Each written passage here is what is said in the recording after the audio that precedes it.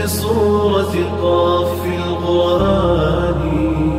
خالق کا پیغام، انسان کے نام، پرانی مضامین کا خلاصہ، روزانہ ایک پارہ، محترم پروفیسر ڈاکٹر محمد الیاس فیصل کے ساتھ۔ الحمد للہ وکفا وسلام علی عبادہ الذین اصطفیٰ رب اشرح لی صدری ویسر لی امری واحلل عقدۃ من لسانی یفقہوا قولی۔ انشاءاللہ آج ہم تیسرے پارے کی سورہ بقرہ کی آیت نمبر 253 سے لے کر 286 تک خلاصہ کلام پاک پیش کریں گے۔ اس پارے کا آغاز رسولوں کے تذکرے سے ہو رہا ہے۔ رسولوں کی بابت مسلمانوں کا موقف کیا ہے؟ اس کے لیے سورہ آل عمران کی آیت نمبر 179 میں اس بات کا حکم ہے کہ فآمنوا باللہ ورسلہ، اے مسلمانوں تم اللہ پر ایمان لاؤ اور اللہ کے تمام رسولوں پر ایمان لاؤ۔ یوں ہر مسلمان نبی اکرم صلی اللہ علیہ وسلم کو آخری نبی مانتا ہے، اور حضرت آدم علیہ السلام سے لے کر نبی اکرم صلی اللہ علیہ وسلم تک جتنے رسول اور نبی تشریف لائے ہیں ہم سب پر ایمان رکھتے ہیں کہ وہ اپنے دور میں اللہ کے سچے نبی تھے۔ جب ان کی نبوت و رسالت کا وقت ختم ہوتا دوسرا نبی آ جاتا۔ یہ تسلسل جاری رہا۔ نبی اکرم صلی اللہ علیہ وسلم کی آمد پر ان سے پہلے نبی اور یہ سارے ادیان کا سلسلہ منقطع ہوا، اور اب صرف اور صرف نبی اکرم صلی اللہ علیہ وسلم کی نبوت چلے گی، جنہوں نے ارشاد فرمایا قل یا ایھا الناس انی رسول اللہ الیکم جمیعا، اے تمام انسانوں میں تم سب کی طرف اللہ کا نبی بنا کر بھیجا گیا ہوں۔ انبیاء اور رسول کے بارے میں مسلمانوں کے اس موقف کا تذکرہ سورہ بقرہ کی آیت نمبر 285 میں بھی ہے۔ کل آمن باللہ وملائکتہ وکتبہ ورسلہ لا نفرق بین احد من رسلہ، ہر ایک اللہ پر ایمان لائے، اللہ کے فرشتوں پر ایمان لائے، اللہ کی بھیجی ہوئی تمام کتابوں پر ایمان لائے، اللہ کے تمام رسولوں پر ایمان لائے۔ لا نفرق بین احد من رسلہ، ہم اللہ کے رسولوں میں کوئی تفریق نہیں کرتے کہ کسی کو مانے اور کسی کو نہ مانے۔ اس حوالے سے اگر ہم اس وقت کے موجود لوگوں کا تجزیہ کرتے ہیں تو ہمیں 3 طرح کے لوگ ملتے ہیں۔ ایک طبقہ یہودیوں کا ہے، جنہوں نے بنو اسرائیل کے انبیاء پر تو ایمان رکھا، لیکن جب حضرت عیسیٰ علیہ السلام اللہ کے نبی اور رسول بن کر تشریف لائے تو انہوں نے ان کی نبوت کا انکار کر دیا۔ نیز جب نبی اکرم صلی اللہ علیہ وسلم خاتم النبیین بن کر تشریف لائے تو انہوں نے آپ کی نبوت کو بھی تسلیم نہیں کیا، اس وجہ سے کہ یہ بنو اسرائیل میں سے نہیں ہیں، بنو اسماعیل میں سے ہیں۔ دوسرے نمبر پر عیسائیوں کا طبقہ ہے، جنہوں نے حضرت عیسیٰ علیہ السلام تک تمام انبیاء کو مانا، لیکن نبی اکرم صلی اللہ علیہ وسلم کی نبوت و رسالت پر ایمان نہیں لائے۔ تیسرا طبقہ مسلمانوں کا ہے، جو حضرت آدم علیہ السلام سے لے کر حضرت محمد رسول اللہ صلی اللہ علیہ وسلم تک آنے والے تمام انبیاء پر ایمان رکھتے ہیں۔ اس بات کے واضح ہونے کے بعد یہ صورتحال واضح ہو گئی کہ امت مسلمہ تمام انسانیت کی وحدت کی علم بردار ہے، کہ تمام انبیاء پر ایمان رکھتی ہے۔ کسی پر ایمان رکھنا، کسی پر نہ رکھنا، یہ تفریق کرنا یہ امت مسلمہ میں نہیں ہے۔ دوسری بات یہاں پر واضح رہے کہ پوری دنیا میں حضرات انبیاء و رسول اور مقدس شخصیات کی ناموس کی حفاظت کا ذمہ یہ مسلمانوں کے سپرد ہے۔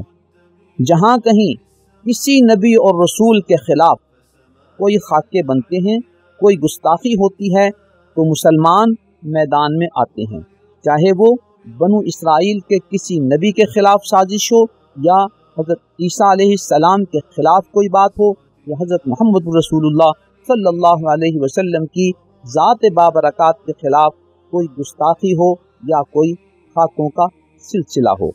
आगे अल्लाह रब्बुल इज़्ज़त ने मुसलमानों को खिताब फरमाया कि या अय्युहल्लज़ीना आमनू अनफ़िक़ू मिम्मा रज़क़नाकुम, ए ईमान वालो हमारे दिए में से खर्च किया करो। ज़कात की अदायगी वाजिब है, सदक़ात नाफिला इसके अलावा हैं। अल्लाह इरशाद फरमाते हैं कि एक वो वक्त आएगा जब तुम अपनी सहूलत के लिए कोई चीज़ खरीद नहीं सकोगे, जबकि दुनिया में तुम्हें अगर अपनी सहूलत मतलूब होती है तो तुम उसको खरीद लेते हो, लेकिन आखिरत में ऐसा नहीं होगा। दुनिया में तुम्हारे बहुत से काम दोस्तियों के ज़रिए पाए तकमील को पहुँचते हैं, लेकिन वहाँ तुम्हारी दोस्तियाँ भी काम नहीं आएंगी। दुनिया में बहुत सारे काम सिफारिशों से हो जाते हैं, लेकिन वहाँ सिफारिशों से काम नहीं चलेगा। सिफारिश और शफाअत के हवाले से अल्लाह रब्बुल इज़्ज़त ने अगली आयत में इस बात की वजाहत फरमा दी, मन ज़ल्लज़ी यशफ़अु इंदहु इल्ला बिइज़्निह। अल्लाह रब्बुल इज़्ज़त के हुजूर जो भी शफाअत और सिफारिश होगी अल्लाह की मर्जी और अल्लाह की इजाज़त से होगी। ये शफाअत करने वाले सबसे पहले नबी अकरम सल्लल्लाहु अलैहि वसल्लम, दीगर अंबिया, हज़रात सहाबा, हज़रात शुहदा, हज़रात हुफ़्फ़ाज़ और दीगर औलिया होंगे, लेकिन ये शफाअत अल्लाह की इजाज़त के साथ होगी। आगे कुरान करीम की सबसे बड़ी अज़मत वाली आयत का तज़किरा है जो आयतुल कुर्सी के नाम से मशहूर है। इसको आयतुल कुर्सी क्यों कहते हैं? इसलिए कि इसमें कुर्सी के लफ्ज़ का जिक्र है। जैसे सूरह बकरा को सूरह बकरा इसलिए कहते हैं कि उसमें बकरा यानी गाय का तज़किरा है। इसी तरह सूरह आले इमरान को सूरह आले इमरान इसलिए कहते हैं कि उसमें आले इमरान का तज़किरा है, तो सूरत का नाम ही आले इमरान हो गया। इसी तरह इस आयत में चूँकि कुर्सी का जिक्र है, लिहाजा इसको हम आयतुल कुर्सी कहते हैं। इस आयत में यह लफ्ज़ है वसिअ कुर्सियुहुस समावाति वल अर्द, अल्लाह की कुर्सी आसमानों और ज़मीनों से भी बहुत बड़ी है। कुर्सी का क्या तसव्वुर है? ये अल्लाह रब्बुल इज़्ज़त के शायान शान है। जिस तरह ये कुर्सी अल्लाह रब्बुल इज़्ज़त की ज़ात और उनकी हस्ती के काबिल हो, इसका वही तसव्वुर हमें रखना चाहिए। इस आयत के बारे में सही मुस्लिम में है कि ये आयतुल कुर्सी पूरे कुरान करीम की सबसे ज़्यादा अज़मत वाली आयत है। इसके पढ़ने की बहुत सारी फजीलतें हैं। अगर कोई शख्स हर नमाज के बाद इसको पढ़ता है तो हदीस शरीफ में है कि ऐसे शख्स के जन्नत में पहुंचने में अगर कोई रुकावट हो सकती है तो वो सिर्फ और सिर्फ उसकी मौत है। यानी जो ही वो फौत होगा अल्लाह ताला उसको जन्नत के बागीचों के साथ वाबस्ता कर देंगे। इस सूरत को पढ़ने से शैतान से हिफाजत हो जाती है। आमतौर पर रात को डर लगता है। हदीस शरीफ में है जो शख्स रात को सोने से पहले आयतुल कुर्सी पढ़ के सोता है अल्लाह ताला इसकी हिफाजत के लिए एक फरिश्ता मुकर्रर फरमा देते हैं। यूं रात को हो या दिन को शैतानी असरात से बचने के लिए और डर वगैरह की कैफियत से बचने के लिए इस आयतुल कुर्सी का पढ़ना बहुत मुफीद है। आयत नंबर 256 में एक तसव्वुर पेश किया गया कि ला इकराह फिद्दीन, दीन के कबूल करने के लिए जबर नहीं है, यानी किसी को जबर के जरिए इस्लाम कबूल नहीं करवाया जा सकता। इस्लाम की तारीख इस बात पर गवाह है कि हमेशा इस्लाम ने अपना आप पेश किया और जिसके दिल ने तस्लीम किया उसने इस्लाम कबूल किया। कभी भी इस्लाम ने अपनी हुकूमत और अपने दबदबे की बुनियाद पर लोगों को इस्लाम लाने पर मजबूर नहीं किया, क्योंकि कुरान का ये इरशाद मौजूद है کہ دین قبول کرنے کے لیے جبر کو استعمال نہیں کیا جائے گا۔ یہاں ایک بات ہمارے سمجھنے کے لیے ہے کہ اگر کوئی شخص مسلمان ہو جاتا ہے پھر وہ اسلام سے نکل کر مرتد ہو جاتا ہے، کافر ہو جاتا ہے، تو ایسا شخص اگر توبہ کرے تو ٹھیک، اگر توبہ نہ کرے تو اس کی سزا قتل ہے۔ یہاں پر یہ غلط فہمی پیدا کی جا سکتی ہے کہ قرآن میں تو یہ کہا گیا ہے کہ لا اکراہ فی الدین، دین میں کوئی جبر نہیں ہے، اگر یہ شخص دین سے نکل رہا ہے تو اس کو مرتد قرار دے کر کیوں قتل کیا جا رہا ہے؟ کیا یہ جبر نہیں ہے؟ ہرگز ایسا نہیں۔ اس کو آپ یوں سمجھیے کہ اگر کوئی شخص کسی ملک کی نیشنلٹی لینے کی درخواست دیتا ہے اور اس کی درخواست قبول ہو جاتی ہے تو اس ملک کی نیشنلٹی لینے سے پہلے اس کے پاس اختیار ہے کہ وہ یہ نیشنلٹی لے یا نہ لے، لیکن جب وہ نیشنلٹی لے لیتا ہے تو وہ اس بات کا حلف اٹھاتا ہے کہ میں اب اس ملک کے آئین اور قانون کی پاسداری کروں گا۔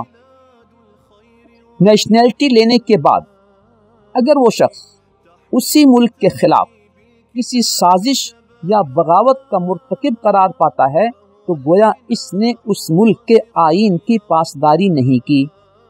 اب اس نیشنلٹی ہولڈر کو جو سزا دی جائے گی وہ اس ملک کے قانون کے مطابق دی جائے گی، وہ قتل کی سزا ہو، پھانسی کی سزا ہو، عمر قید کی سزا ہو یا اور کوئی تعزیری سزا ہو، یہ اس ملک کے قانون کے مطابق ہوگی۔ یعنی اسی طرح اسلام میں داخل ہونے سے پہلے اس کو مکمل اختیار تھا وہ اسلام میں داخل ہو یا نہ ہو، لیکن جب اس نے اسلام قبول کر لیا تو اب اس نے اسلامی قانون، اسلامی آئین کی پاسداری کا حلف اٹھا لیا ہے۔ اب اگر وہ اسلام کے خلاف کسی سازش کا مرتکب قرار پاتا ہے تو یہ باغی شمار ہوگا اور اس کو اسلامی قانون اور اسلامی آئین کے مطابق سزا دی جائے گی۔ یہاں ایک دوسری بات بھی سمجھنے کی ہے۔ سورہ آل عمران کی آیت نمبر 72 میں ایک سازش کا تذکرہ ہے کہ بعض یہودیوں نے یہ سازش کی کہ تم صبح کو مسلمان ہو جایا کرو اور لوگ جب تمہارے اسلام کے بارے میں جان لیں تو تم اسلام سے دستبرداری کا اعلان کر دیا کرو تاکہ مسلمانوں پر نفسیاتی دباؤ آئے کہ لوگ تو بس مسلمان ہوتے ہیں اور پھر اسلام سے دستبرداری کا اعلان کر دیتے ہیں اور کافر ہو جاتے ہیں۔ اس طرح تم اسلام کے بارے میں لوگوں کے دلوں میں غلط فہمیاں ڈال سکو گے۔ تو اس سازش کے سدباب کے لیے یہ قانون بنا دیا گیا کہ اسلام لانے سے پہلے تمہیں اختیار ہے، لیکن اسلام لانے کے بعد اگر تم اسلام کے خلاف سازش کرتے ہوئے، اسلام کے خلاف غلط فہمیاں پھیلاتے ہوئے کفر کا ارتکاب کرو گے تو تمہاری سزا اس اسلام کے آئین و قانون کے مطابق ہوگی۔ تو گویا اسلام کے خلاف غلط فہمیوں کے پھیلانے کا سلسلہ اس طرح روکا گیا ہے۔ آیت نمبر 257 میں اللہ رب العزت نے یہ ارشاد فرمایا کہ میں لوگوں کو کفر سے نکال کر اسلام اور ہدایت کی روشنی کی طرف بلاتا ہوں۔ اللہ کا پیغام اندھیریوں سے نکال کر روشنی کی طرف بلانے کا پیغام ہے، جبکہ شیطان کا پیغام روشنیوں سے نکال کر اندھیروں میں دھکیلنے کا پیغام ہے۔ آج اللہ کو ماننے والے، اللہ پر ایمان رکھنے والے، وہ بھی لوگوں کو اندھیروں سے نکال کر روشنی کی طرف بلاتے ہیں، جبکہ شیطان اور شیطان کے نمائندے وہ لوگوں کو روشنیوں سے نکال کر اندھیروں میں دھکیلتے ہیں۔ یہاں سورہ نور کی آیت نمبر 19 کا تذکرہ مناسب ہوگا۔ ارشاد ربانی ہے، ان الذین یحبون ان تشیع الفاحشۃ فی الذین آمنوا لہم عذاب علیم فی الدنیا والآخرہ۔ جو لوگ لوگوں میں فواحش اور غلط حرکات و سکنات پھیلانے کا ارتکاب کرتے ہیں، اس کو پسند کرتے ہیں، ان کے لیے دردناک عذاب ہوگا دنیا میں بھی اور آخرت میں بھی۔ گویا اندھیروں کو پھیلانے اور فحش حرکات و سکنات، ایسی عادات و اطوار، ایسی چیزیں، ایسی فلمیں، ایسی ویڈیوز، ایسے آڈیوز، ایسی پکچرز پھیلانا، یہ گویا لوگوں کو روشنیوں سے نکال کر اندھیروں کی طرف دھکیلنے کی ایک کوشش ہے۔ اس کی سزا اللہ تعالیٰ نے یہ بیان فرمائی کہ دنیا و آخرت میں ان کے لیے دردناک عذاب ہے۔ یہاں ہمارے سمجھنے کی یہ بات ہے کہ آج ہمارے ہاتھ سے کوئی ایسی ویڈیو، ایسی پکچر، ایسا پیغام وہ فارورڈ نہیں ہونا چاہیے جس سے فواحش اور غلط حرکات و سکنات پھیلنے کا امکان ہو، وگرنہ سورہ نور کی اس آیت کے تناظر میں اللہ تعالیٰ اسے دنیا و آخرت کی دردناک سزا دیں گے۔ نیز وہ غلط پکچر، آڈیو، ویڈیو، فلم جیسے جیسے آگے پھیلتی جائے گی تو اس کے دیکھنے والوں کا گناہ ہر اس شخص کو ملتا رہے گا جس نے اسے فارورڈ کیا ہے، اور عین ممکن ہے کہ وہ شخص مر جائے لیکن اس کی یہ فارورڈ کی ہوئی پکچر، ویڈیو وغیرہ وہ لوگوں میں آگے چلتی رہے، اس کی وجہ سے فواحش پھیلتے رہیں، اس کا گناہ اس کو مرنے کے بعد بھی ہوتا رہے گا۔ اس لیے ہمیں واٹس ایپ، فیس بک، یوٹیوب، دیگر جو سوشل میڈیا ذرائع ہیں ان پر اس بات کو خیال کے ساتھ فارورڈ کرنا ہے کہ ہم اچھائی کی بات پھیلا رہے ہیں یا برائی کی بات پھیلا رہے ہیں۔ آیت نمبر 258 میں حضرت ابراہیم علیہ السلام اور اس وقت کے حکمران نمرود کا مکالمہ ہے۔ حضرت ابراہیم علیہ السلام اپنے دین کی دعوت لے کر اس کے دربار میں پہنچے اور اسے سمجھانا چاہا کہ اس اللہ پر ایمان لے آؤ جو لوگوں کو زندہ کرتا ہے اور لوگوں کو موت دیتا ہے۔ اس نے جواباً کہا کہ میں صاحب اقتدار ہوں، میں بھی لوگوں کو زندہ کرتا ہوں، لوگوں کو مار دیتا ہوں۔ کسی پھانسی والے شخص کو اس نے بلایا اور اس کو رہا کر دیا، اور ایک عام بری الذمہ شخص کو بلایا اور اس کو قتل کر دیا۔ دیکھو، اس شخص نے کل مرنا تھا، میں نے اس کو زندہ کر دیا، اور اس شخص نے زندہ رہنا تھا، میں نے اس کو قتل کر دیا۔ حضرت ابراہیم علیہ السلام نے اس کے جواب میں یہ ارشاد فرمایا کہ اگر تم اس حد تک بگڑے ہوئے ہو تو میں تمہیں ایک ایسی دلیل پیش کرتا ہوں کہ جس میں تمہیں کیا جواب دینا ہے کہ اللہ رب العزت مشرق سے سورج نکالتے ہیں اور مغرب میں سورج کو غروب کرتے ہیں، تو آؤ میدان میں اور تم مشرق سے سورج نکلنے کی بجائے مغرب سے سورج نکال دو، تو آج ہی پتہ چل جائے گا تمہارے ہاتھ میں اقتدار کتنا ہے۔ تو وہ لاجواب ہو گیا۔ یوں اسلامی عقیدہ شروع سے لے کر آج تک وہ اللہ رب العزت کے وجود کو تسلیم کرنا، اللہ کو وحدہ لا شریک ماننا، یہ ہر اسلامی عقیدے کی بنیاد ہے، اور امت محمدیہ میں بھی مسلمان کا پہلا عقیدہ اللہ کو ماننا اور اللہ کو ایک ماننا ہے۔ اس لیے ہم کلمہ کیا پڑھتے ہیں؟ لا الہ الا اللہ، کوئی معبود نہیں سوائے اللہ کے۔ آج اس کلمے کے پڑھنے کے بعد ہم اللہ کے موجود ہونے اور اس کے وحدہ لا شریک ہونے کا عقیدہ رکھتے ہیں۔ آج ہمارے معاشرے کی صورتحال بڑی عجیب ہے کہ ایک ملحدانہ سوچ رکھنے والا شخص اللہ رب العزت کے ہونے یا نہ ہونے پر ہم سے اور آپ سے بحث کرتا ہے کہ اللہ نہیں ہے، وہ ایتھیسٹ ہے مثال کے طور پر، اور اس کے اندر بہت سارے ملحدانہ افکار ہیں، یا وہ منکر خدا ہے لیکن اس کا نام اسلامی ہے، وہ اللہ کے وجود پر یقین نہیں رکھتا، یا اس کو اللہ کے موجود ہونے کے بارے میں شک ہے، لیکن اس کے باوجود وہ اس خوش فہمی کا شکار ہے کہ میرا نام چونکہ مسلمانوں والا ہے میں مسلمان ہوں۔ یہاں یہ بات واضح رہے کہ اسلام کا پہلا عقیدہ لا الہ الا اللہ محمد الرسول اللہ ہے کہ اللہ کو ماننا، اس کو ایک ماننا۔ جو شخص اللہ رب العزت پر ایمان نہیں رکھتا اور اللہ کے بارے میں اس کو شک ہے تو ایسا شخص اس خوش فہمی میں نہ رہے کہ وہ مسلمان ہے اور اس کا نام مسلمانوں والا ہے۔ اللہ تعالی ہمیں دور حاضر کے فتنوں کی روشنی میں اپنے ایمان کی حفاظت کرنے کی توفیق عطا فرمائے۔ آیت نمبر 261 میں اللہ تعالیٰ نے صدقہ و خیرات کے بڑھنے کی اور اس کے دن بدن زیادہ ہونے کی ایک مثال دی ہے کہ اللہ تعالیٰ کے ہاں یہ بڑھتا رہتا ہے۔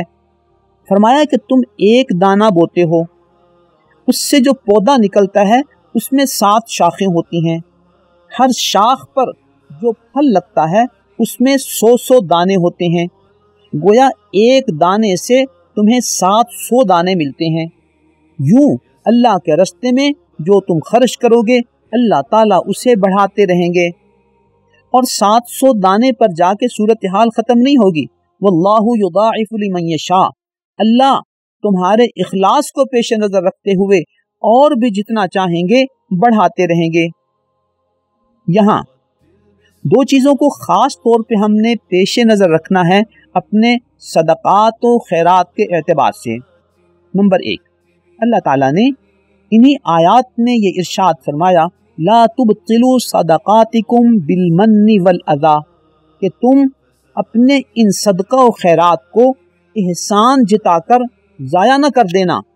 گویا کسی کو کچھ دے کر پھر اس پر احسان جتانا یہ اس صدقے کو ضائع کرنے کے مترادف ہے۔ کسی کو صدقہ دے کر پھر اسے جسمانی یا ذہنی تکلیف میں مبتلا کرنا، اس کو نفسیاتی طور پر ٹارچر کرنا، یہ بھی اپنے صدقہ و خیرات کو ضائع کرنے کے مترادف ہے۔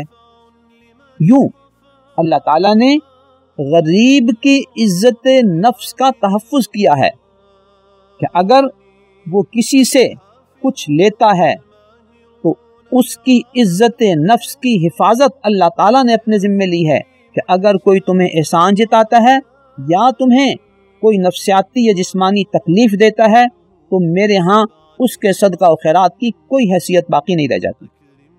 دوسری چیز دکھلاوا ہے کہ جو شخص دکھلاوے کے لیے صدقہ و خیرات کرتا ہے اللہ فرماتے ہیں اس سے بھی تمہارا وہ صدقہ ضائع ہو جاتا ہے۔ آج کل ہمارے ہاں جو فوٹو سیشن ہوتے ہیں اس کی روشنی میں ہم اندازہ لگا سکتے ہیں کہ وہ کتنے حقیقت ہیں اور کتنے صرف اور صرف فوٹو سیشن ہیں اور صرف دکھلاوے کے لیے ہیں۔ اللہ تعالیٰ ہمیں صدقہ و خیرات کرنے کی اور اس کو محفوظ رکھنے کی بھی توفیق عطا فرمائے اور احسان جتلا کر اسے ضائع کرنے سے بچائے رکھے۔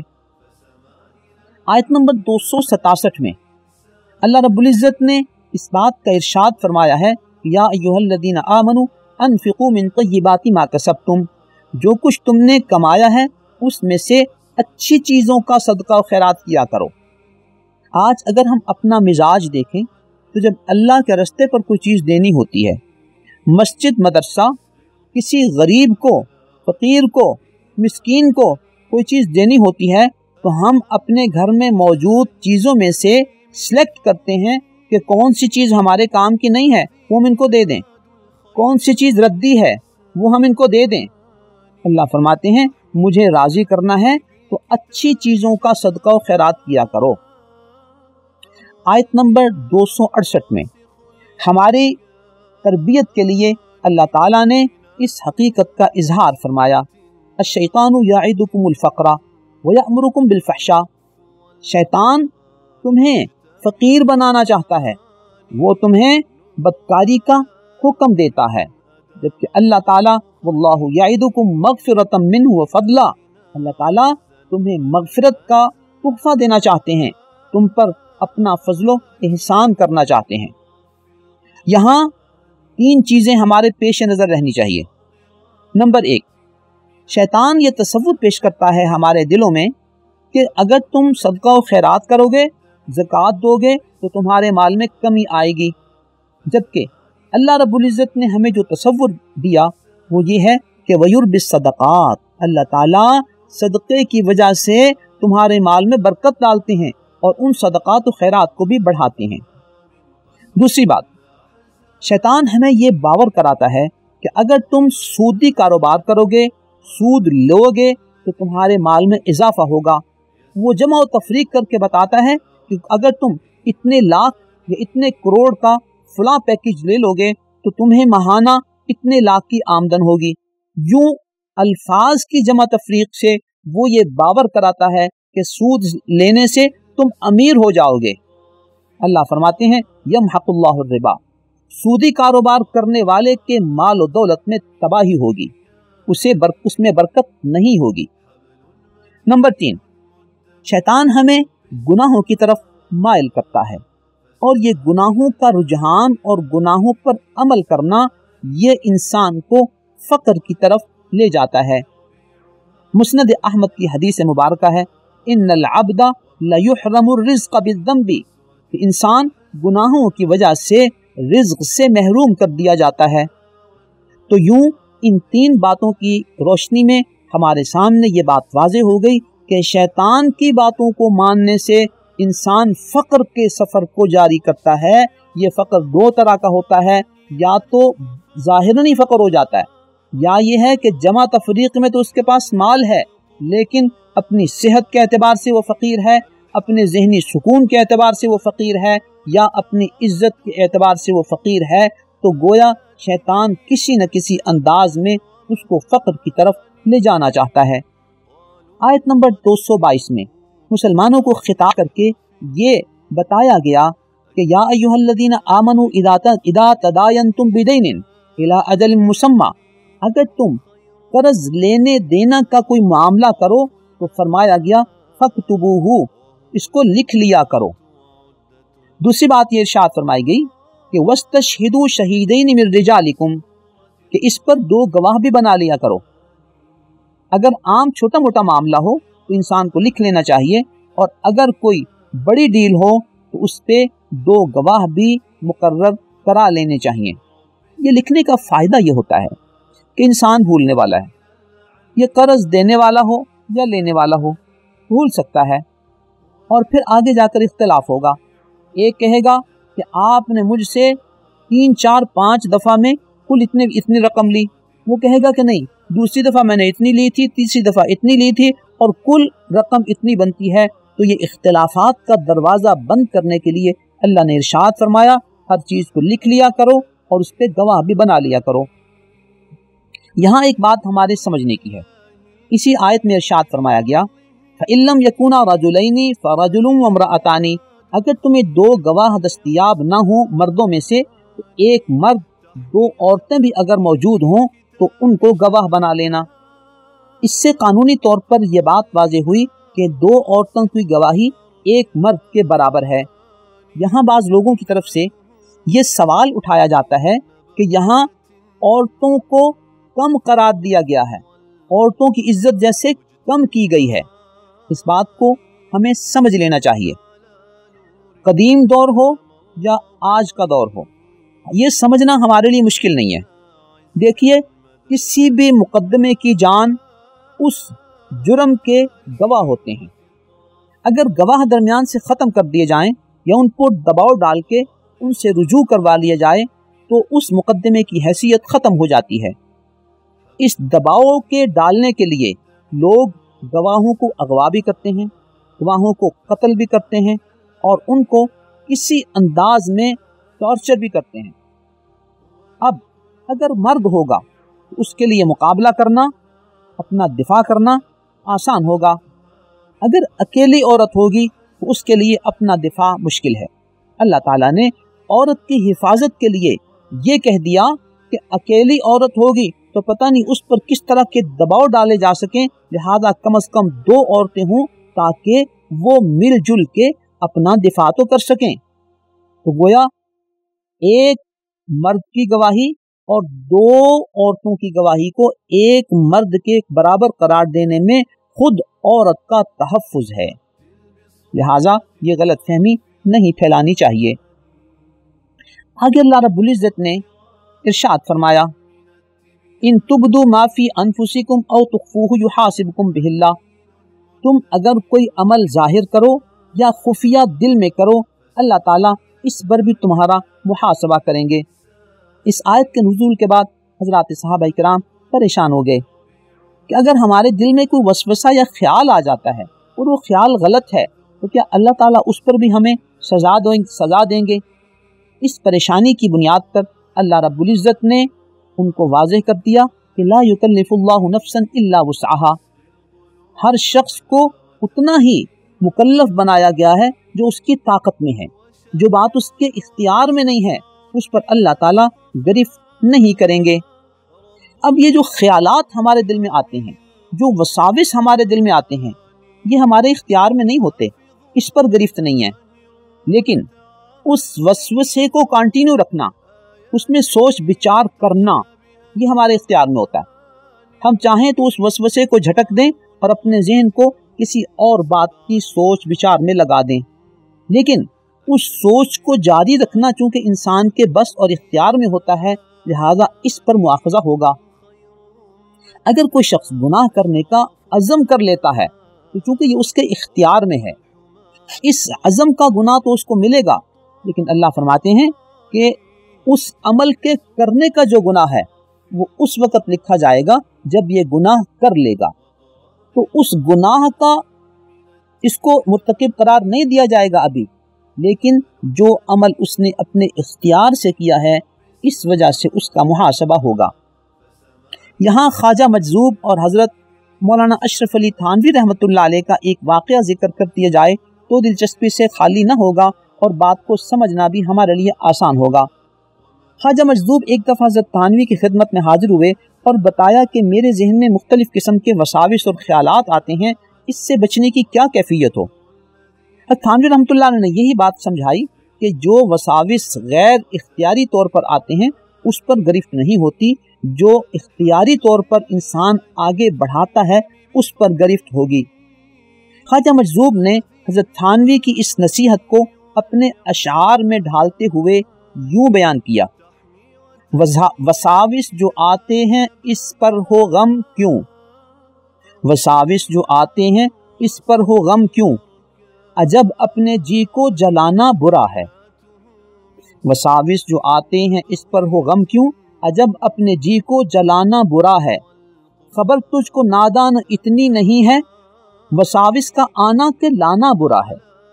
खबर तुझको नादान इतनी नहीं है, वसाविस का आना के लाना बुरा है। वसाविस का आना बुरा नहीं है, ये बेख्तियार हैं, लेकिन उन वसाविस का लाना और उसमें अपने आप को मसरूफ रखना ये बुरा है। आगे अल्लाह रब्बुल इज़्ज़त ने इस सूरत के आखिरी रुकू में जिन दो आयतों का जिक्र फरमाया वो आमन रसूल से शुरू हो रही हैं। इन दो आयतों की बड़ी फजीलत है।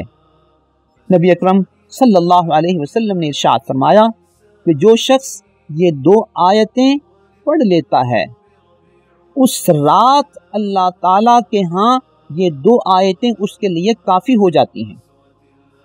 इस बात का तज़किरा सही बुखारी में मौजूद है।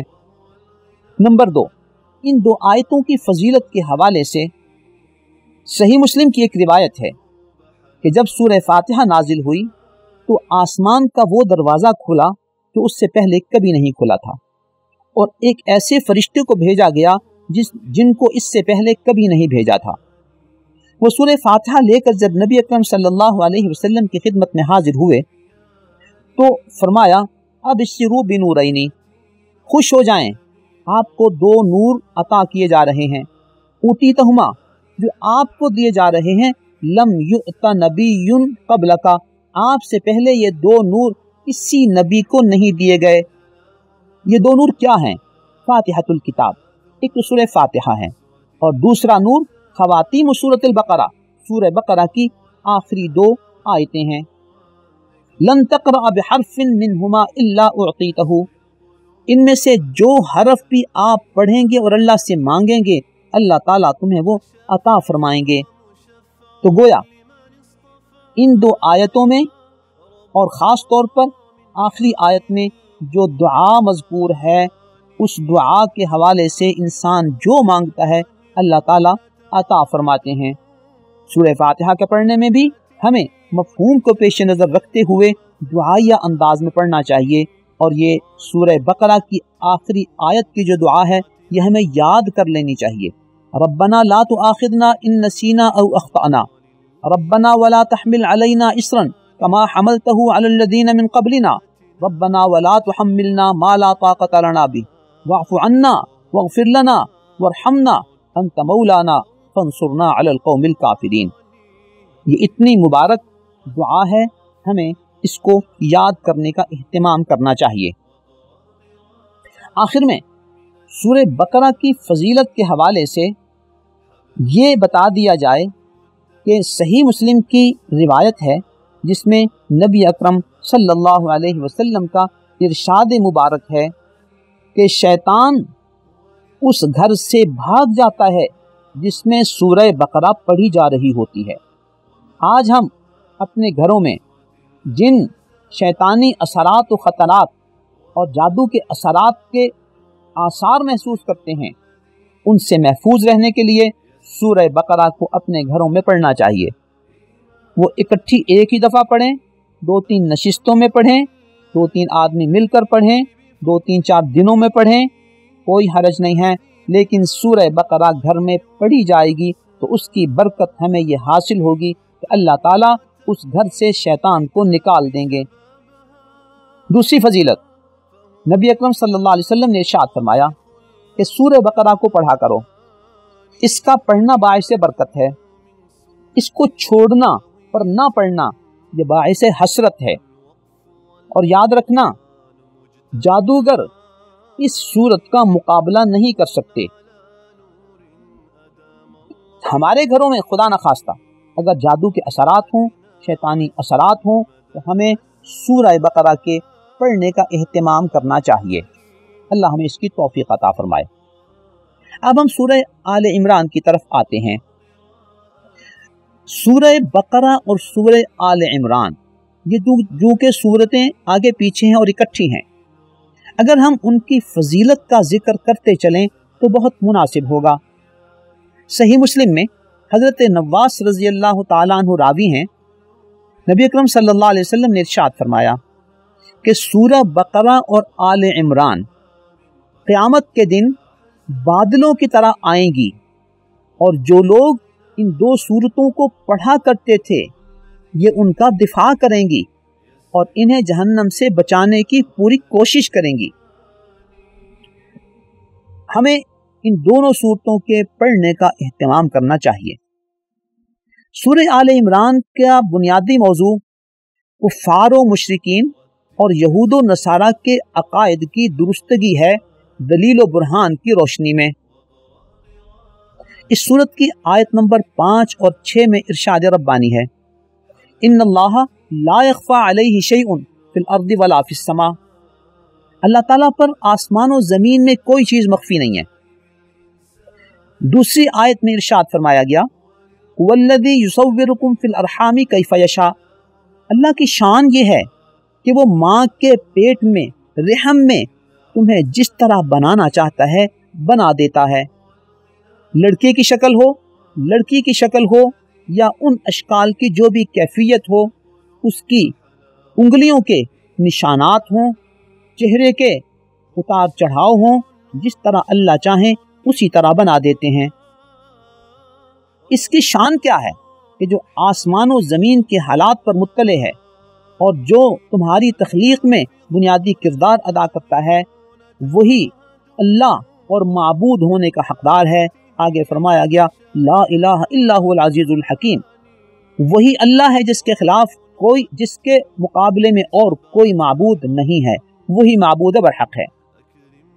اس سورت کی آیت نمبر 8 اور 9 میں ایک بڑی اہم دعا کا تذکرہ ہے، وہ دعا ہمیں یاد کرنی چاہیے، ربنا لا تزغ قلوبنا بعد اذ ہدیتنا وہب لنا من لدنک رحمہ انک انت الوہاب۔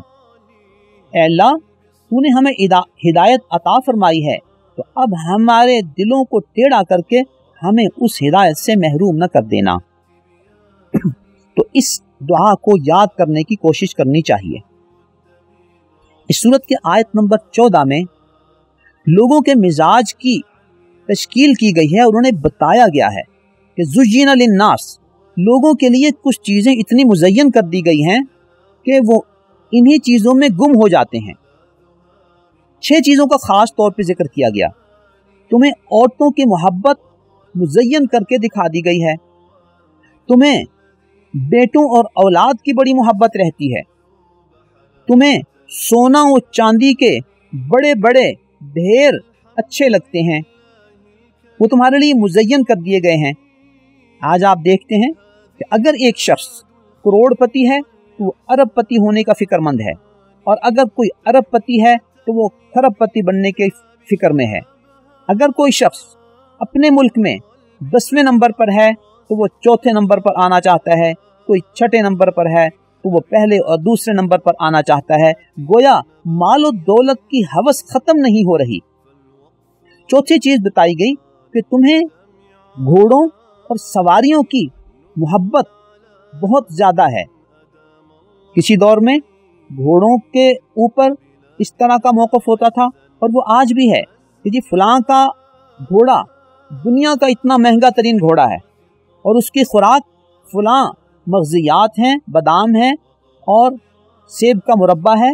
یعنی ان سواریوں پہ فخر ہو رہا ہے، اور صرف گھوڑے اور اس طرح کی چیزیں ہی نہیں بلکہ گاڑیوں پر فخر ہو رہا ہے کہ فلاں کے پاس فلاں ماڈل کی گاڑی ہے، حتیٰ کہ یہاں تک ہے کہ فلاں کی گاڑی میں اتنی کلو چاندی استعمال کی گئی ہے اور فلاں کی گاڑی میں اتنا سونا لگایا گیا ہے۔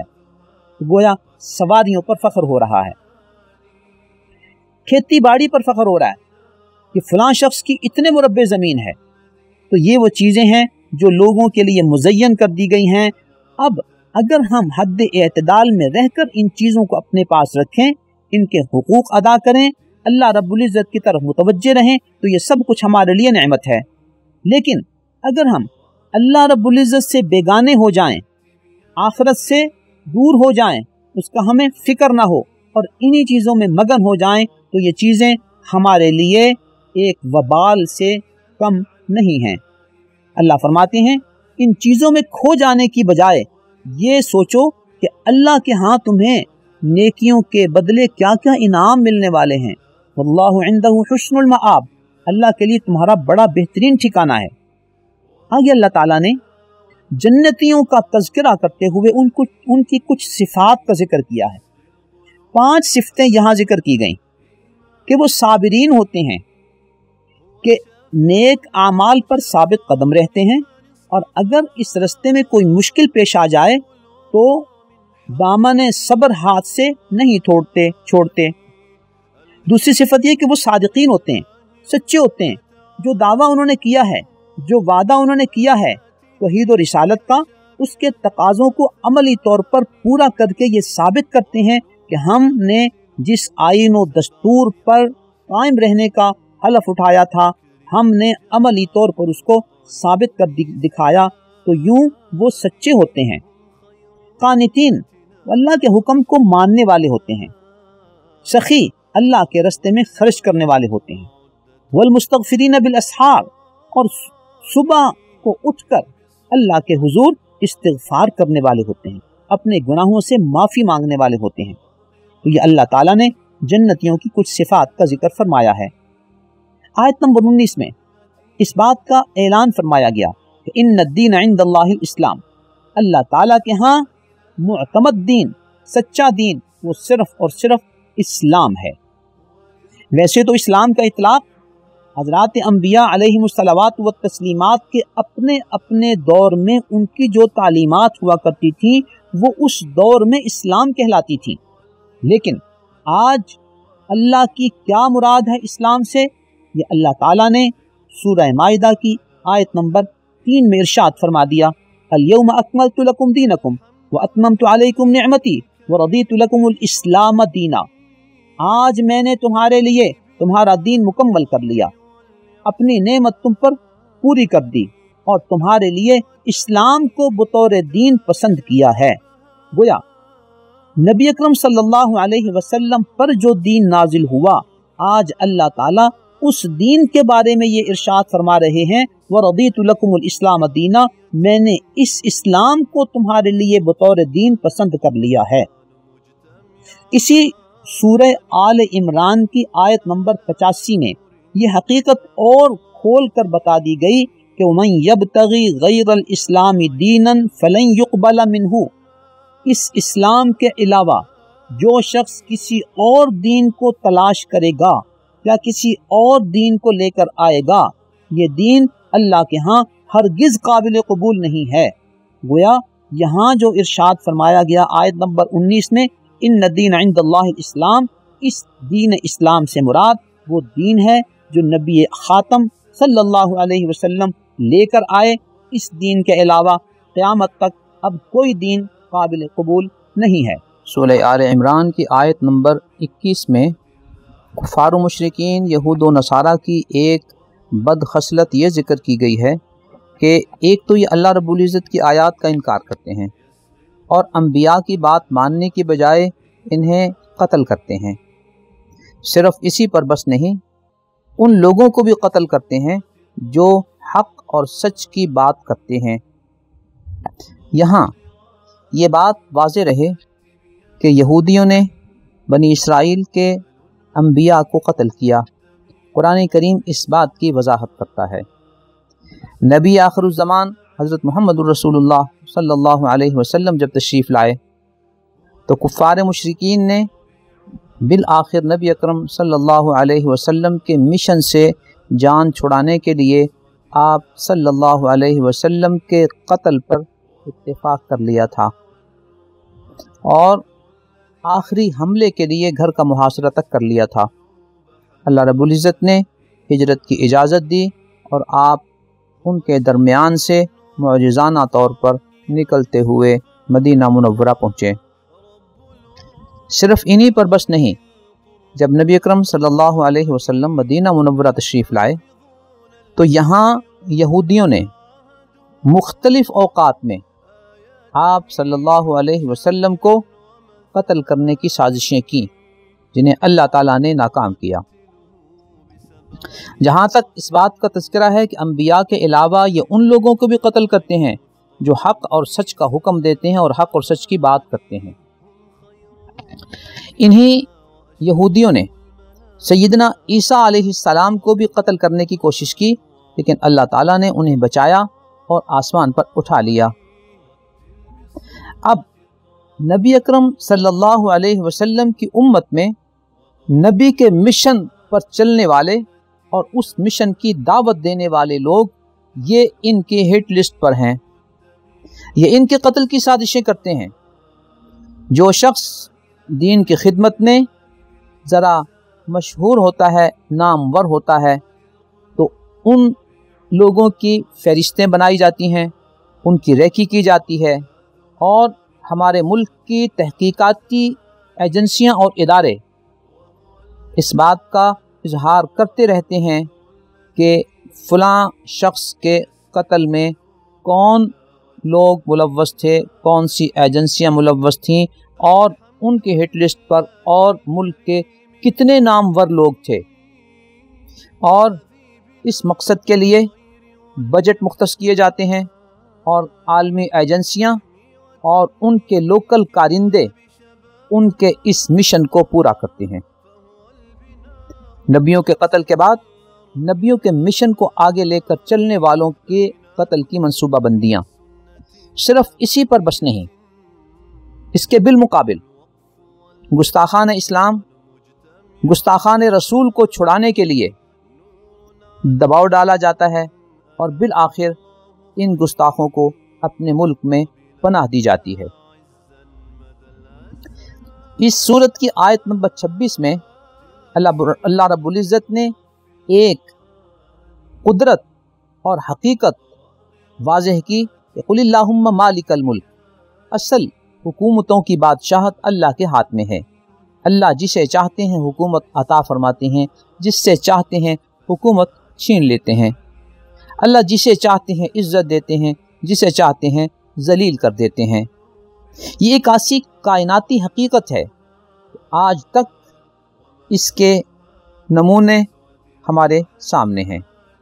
لیکن باعث تعجب یہ ہے کہ ہر وہ شخص جسے کوئی جزوی اقتدار حاصل ہو جاتا ہے، وہ آفیسر بن کر ہو، وہ کسی علاقے کے منتخب نمائندے کی حیثیت سے ہو، وہ علاقائی، صوبائی یا ملکی قیادت کے حوالے سے ہو، وہ شخص اس حقیقت کو سمجھنے کی بجائے کہ یہ بادشاہت اور یہ اقتدار اللہ تعالیٰ کی دی ہوئی نعمت ہے، یہ کسی وقت بھی چھن سکتی ہے، لہٰذا اختیارات کا جائز استعمال ہونا چاہیے اور اس کا ناجائز استعمال نہیں ہونا چاہیے۔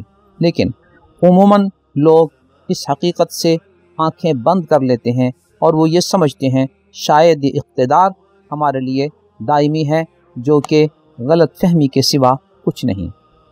آیت نمبر 32 میں اللہ رب العزت نے ایک محبت کے حوالے سے حقیقت بیان فرمائی کہ قل ان کنتم تحبون اللہ فاتبعونی، اگر تمہیں اللہ تعالیٰ سے سچی محبت ہے تو نبی اکرم صلی اللہ علیہ وسلم کے بارے میں ارشاد فرمایا، اے نبی آپ فرما دیجئے کہ میری پیروی کرو، یحببکم اللہ، نتیجتاً اللہ تعالیٰ بھی تم سے محبت کریں گے، ویغفر لکم ذنوبکم، تمہارے گناہ معاف کر دیں گے۔ گویا سچا مسلمان اور اللہ کا سچا عقیدت مند، سچا محبت کرنے والا وہ شخص ہے جو نبی اکرم صلی اللہ علیہ وسلم کی سچی محبت کرتا ہے۔ گویا یہ محبت دعووں کی چیز نہیں بلکہ حقیقت پر مبنی ایک چیز ہے، جس کا اظہار اور معیار بتا دیا گیا کہ وہ نبی اکرم صلی اللہ علیہ وسلم کی کامل اتباع ہے۔ اس پارے کی اور اس سورت کی آیت نمبر 44 میں اللہ رب العزت نے حضرت مریم، حضرت زکریا کی بابت مختلف خبریں بتا کر آخر میں ارشاد فرمایا، ذالک من انباء الغیب نوحیہ الیک، یہ غیب کی وہ خبریں ہیں جو ہم آپ کی طرف وحی کرتے ہیں۔ نبی اکرم صلی اللہ علیہ وسلم کو اللہ رب العزت نے جتنا علم غیب عطا فرمایا تھا وہ وحی کے ذریعے تھا اور اللہ رب العزت کی عطا تھی۔ اللہ چاہیں تو کئی سو کلومیٹر دور کے حالات آپ صلی اللہ علیہ وسلم پر منکشف فرما دیں، اور چاہیں تو سفر کے دوران سیدہ عائشہ رضی اللہ تعالی عنہا کا ہار گم ہو جائے، اسے تلاش کیا جاتا رہے، فجر کی نماز کا وقت گزر جائے اور وہ ہار سواری کے نیچے دبا ہوا ہو، اللہ اطلاع دینے پر آئیں تو سینکڑوں کلومیٹر کی خبر دے دیں، نہ دینے پر آئیں تو قریب اپنی زوجہ محترمہ کے ہار کے گم ہونے کی جگہ اور اس کے موجود ہونے کی جگہ کی خبر نہ دی جا سکے۔ تو یہ ذالک من انباء الغیب نوحیہ الیک میں اس حقیقت کی طرف اشارہ موجود ہے۔ حضرت عیسیٰ علیہ السلام کو اللہ رب العزت نے جس معجزانہ انداز میں پیدا کیا کہ سیدہ مریم علیہ السلام کے بطن سے بغیر باپ اور بغیر شوہر کے اللہ تعالیٰ نے حضرت عیسیٰ علیہ السلام کو پیدا کیا۔ حضرت عیسیٰ علیہ السلام کے بارے میں مختلف نظریات موجود ہیں۔ کوئی کہتا ہے کہ حضرت عیسیٰ علیہ السلام اللہ کے بیٹے ہیں، اللہ ان کے باپ ہیں۔ کچھ لوگ یہ کہتے ہیں کرسچینٹی میں سے حضرت مریم علیہ السلام کے تعلقات تھے یوسف نجار کے ساتھ اور اس کے نتیجے میں حضرت عیسیٰ علیہ السلام پیدا ہوئے۔ کچھ لوگ کہتے ہیں کہ ان سے شادی ہوئی تھی اور اس شادی کے نتیجے میں حضرت عیسیٰ علیہ السلام پیدا ہوئے، جبکہ قرآن کریم میں یہ بات واضح طور پر بتا دی گئی ہے کہ حضرت عیسیٰ علیہ السلام کی پیدائش اللہ رب العزت کی قدرت کا مظہر تھی۔ اس کے لیے سورہ آل عمران کی آیت نمبر 60 میں اس بات کی وضاحت کی گئی، ان مثل عیسیٰ عند اللہ کمثل آدم، عیسیٰ علیہ السلام کی پیدائش اللہ کے ہاں ایسے ہی ہے جیسے آدم علیہ السلام کو مٹی سے پیدا کیا اور فرمایا کن فیکون، ہو جا تو وہ ہو گئے، اور یعنی پیدا ہو گئے۔ یہی الفاظ سیدہ مریم علیہ السلام کے بارے میں فرمائے گئے کہ جب جبریل علیہ السلام نے آ کر ان کو بیٹے کی خوشخبری سنائی کہ وہ پیدا ہوگا تو وہ فرمانے لگی انا یکون لی غلام ولم یمسسنی بشر، میرا بیٹا کیسے پیدا ہوگا جبکہ میرے کسی انسان اور بشر کے ساتھ ایسے جنسی تعلقات نہیں تھے۔ حضرت جبریل علیہ السلام نے اللہ کا پیغام دیا کہ اذا قضا امرا فانما یقول له کن فیکون، یہ اللہ کا فیصلہ ہے، وہ جب چاہتے ہیں کہ کن کہہ دیں تو وہ فیکون ہو جاتا ہے۔ گویا تخلیق کی جو شکلیں ہو سکتی ہیں وہ اللہ رب العزت نے اس کائنات میں انسانیت کے سامنے رکھ دی۔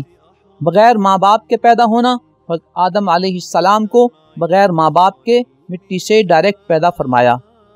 بغیر باپ کے پیدا ہونا، حضرت عیسیٰ علیہ السلام بغیر باپ کے پیدا ہوئے۔ بغیر ماں کے پیدا ہونا، سیدہ حوا حضرت آدم علیہ السلام کی زوجہ ٹھہری، انہیں اللہ تعالیٰ نے حضرت آدم علیہ السلام کی پسلی سے پیدا فرمایا۔ تو یہ حضرت عیسیٰ علیہ السلام کے بارے میں اسلام کا اور قرآن کا وہ تصور ہے جو اس سورت کی آیت نمبر 47 اور آیت نمبر 60 میں بیان فرمایا گیا کہ کلمہ کن فیکون کا مظہر تھے۔ آیت نمبر 61 میں اللہ رب العزت نے اس بات کا اعلان فرمایا کہ فمن حاجک، کچھ لوگ تمہارے پاس آ کر تمہارے ساتھ حجت بازیاں کرتے ہیں، اور یہ نجران علاقے کا ایک وفد تھا جو نبی اکرم صلی اللہ علیہ وسلم سے ملنے کے لیے مدینہ منورہ میں آیا، اور انہوں نے حضرت عیسیٰ علیہ السلام کے حوالے سے آپ کے ساتھ گفتگو کرنا چاہی۔ جب نبی اکرم صلی اللہ علیہ وسلم نے حضرت عیسیٰ علیہ السلام کی حقیقت بیان فرمائی تو انہوں نے اس کا انکار کیا۔ سورہ آل عمران کی آیات نازل ہوئیں اور ان میں یہ آیت نمبر 61 بھی تھی کہ اگر یہ آپ کی ان باتوں کو تسلیم نہیں کرتے تو مباہلہ کر لیں، اور مباہلے کی کیفیت یہ ہوگی کہ یہ لوگ بھی ایک جگہ پہ آ جائیں اور آپ بھی اپنے کچھ لوگوں کو لے کر وہاں آ جائیں اور دعا کریں اللہ تعالیٰ سے، فنجعل لعنت اللہ علی الکاذبین، دعا یہ ہو کہ جو جھوٹا ہے اس پر اللہ کی لعنت ہو جائے، تو ہم اس کا فیصلہ کر دیں گے، جو جھوٹا ہے وہ تباہ و برباد ہو جائے گا۔ جب نبی اکرم صلی اللہ علیہ وسلم نے نجران کے عیسائیوں کے اس وفد کو اس طرح مباہلے کی دعوت دی تو انہوں نے آپس میں مشورہ کیا۔ مشورے کے نتیجے میں ان میں سے ایک شخص نے انہیں کہا، حقیقت واقعہ یہ ہے کہ یہ نبی برحق ہیں، اور جو شخص نبی برحق کے مقابلے میں آتا ہے وہ تباہ و برباد ہو جاتا ہے۔ اگر تم چاہتے ہو کہ اپنا وجود برقرار رکھو تو پھر مباہلہ نہ کرو بلکہ ان کے ساتھ صلح کر لو۔ تو یوں عیسائیوں نے اپنی علمی شکست تسلیم کی کہ وہ اپنے موقف پر میدان میں آ کر اللہ کے حضور ڈٹ جانے کی صلاحیت نہیں رکھتے تھے، اور اپنے جھوٹے ہونے کا عملی اعتراف کرتے ہوئے انہوں نے اس مباہلے سے دستبرداری کا اعلان کر دیا۔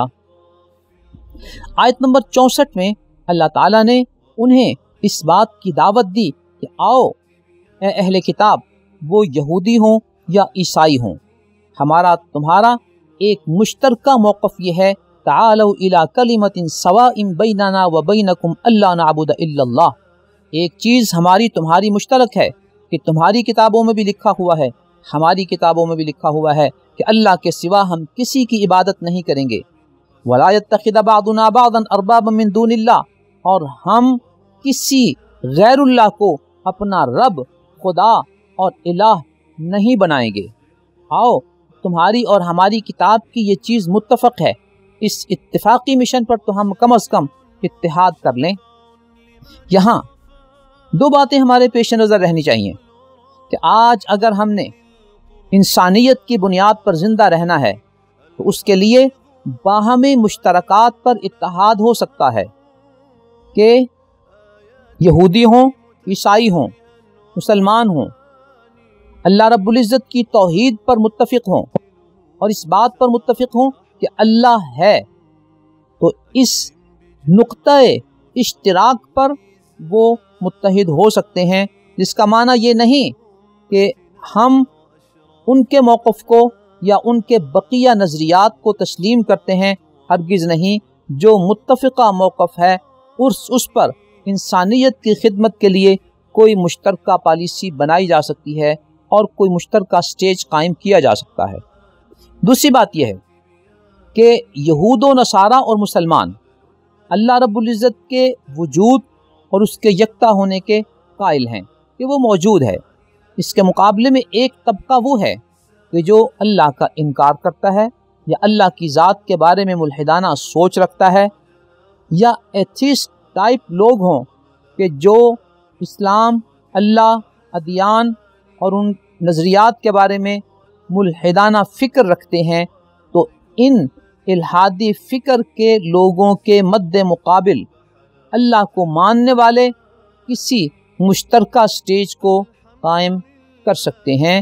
آیت نمبر 64 کی روشنی میں، آیت نمبر 81 میں اللہ تعالیٰ نے ایک عالمی حقیقت کی طرف اشارہ فرمایا کہ اللہ تعالیٰ نے ہر نبی سے یہ وعدہ لیا تھا، وَإِذْ أَخَذَ اللَّهُ مِيثَاقَ النَّبِيِّينَ، کہ تمام نبیوں سے یہ وعدہ لیا گیا تھا کہ اگر تمہارے دور میں نبی آخر الزمان آ جائیں تو تم نے ان کی تصدیق کرنی ہے، ان پر ایمان لانا ہے اور ان کی مدد کرنی ہے۔ ارشاد ہے ثم جاءکم رسول مصدق لما معکم لتؤمنن به ولتنصرنہ۔ پھر ان سے پوچھا گیا اقررتم، کیا تم اس بات کا اقرار کرتے ہو، واخذتم علی ذلکم اسری، اور اس وعدے کی پابندی کا اعلان کرتے ہو؟ قالو، ان تمام انبیاء نے یہ اعلان فرمایا اقررنا، ہم اس بات کا اقرار کرتے ہیں کہ اگر ہماری زندگی میں یہ نبی آخر الزمان آ گئے تو ہم ان پر ایمان لائیں گے اور ان کی مدد کریں گے۔ اللہ ارشاد فرماتے ہیں فاشہدوا، تم سارے کے سارے اس دعوت پر اور اس اعلان پر گواہ ہو جاؤ، وَأَنَا مَعَكُم مِّنَ الشَّاهِدِينَ، میں اللہ بھی تمہارے ساتھ گواہوں میں سے ہوں کہ تم سب نے اس بات کا اقرار کیا ہے کہ اگر تمہاری زندگی میں نبی آخر الزمان آ گئے تو تم ان پر ایمان لاؤ گے۔ یہ نبی اکرم صلی اللہ علیہ وسلم کی ایک عالمی عظمت کا اعلان و اعتراف ہے۔ نبی اکرم صلی اللہ علیہ وسلم کی تشریف آوری کے بعد اب کسی اور نبی کا دین یا کسی اور نبی کا نظام یا کسی اور نبی کی نبوت نہیں چل سکتی، اس لیے کہ بالفرض اگر وہ یا ان میں سے کوئی ایک زندہ بھی ہوتا تو وہ نبی اکرم صلی اللہ علیہ وسلم کی پیروی کرتا۔ نبی اکرم صلی اللہ علیہ وسلم نے ایک دفعہ حضرت عمر رضی اللہ تعالیٰ عنہ کو دیکھا کہ وہ تورات کے کچھ ورقے پڑھ رہے ہیں۔